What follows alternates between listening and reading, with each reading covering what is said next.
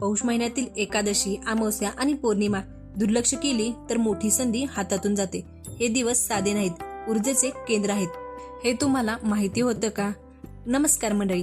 पौष महिना म्हणजे संयम, साधना आणि आत्मचिंतनाचा काळ. या महिन्यात एकादशी, अमावस्या आणि पौर्णिमा हे दिवस विशेष का मानले जातात? यामागे केवळ श्राद्ध नाही, तर खोल आध्यात्मिक आणि शास्त्रीय कारण आहे. आज आपण याचं महत्त्व सोप्या शब्दात जाणून घेणार आहोत. एकादशी म्हणजे इंद्रिय संयम आणि मनशुद्धीचा दिवस. पौष महिन्यात थंडीमुळे शरीर जड होतं, मन आळशी होतं.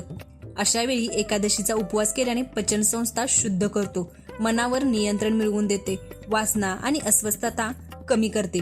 शास्त्र सांगतं पौष एकादशी केल्याने विष्णू कृपा प्राप्त होते आणि जीवनातील अडथळे कमी होतात.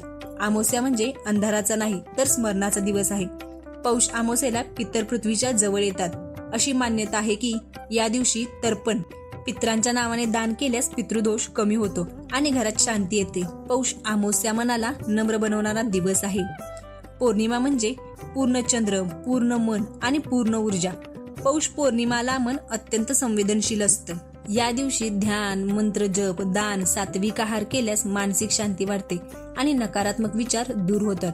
पौष पौर्णिमा म्हणजे साधनेचं फलित देणारा एक दिवस मानला जातो. एकादशी शरीर आणि मन शुद्ध करते, अमावस्या मुळाशी जोडते, तर पौर्णिमा आत्म्याला स्थैर्य देते. म्हणून पौष महिन्यात या तिन्ही तिथी पाळल्या तर जीवनात समतोल आणि शांती निर्माण होते. मित्रांनो, पौष महिन्यातील एकादशी, अमावस्या आणि पौर्णिमा या फक्त तारखा नाहीत किंवा वारही नाहीत. त्या आहेत स्वतःला ओळखण्याच्या आणि उन्नतीकडे जाण्याच्या संधी. या पौष महिन्यात किमान एक तरी व्रत मनापासून नक्की करा. हा व्हिडिओ माहितीपूर्ण वाटला असेल तर कमेंट्समधून जरूर सांगा आणि लाईक करा. आणि अशाच माहितीसाठी या चॅनलला सबस्क्राईब करा. धन्यवाद.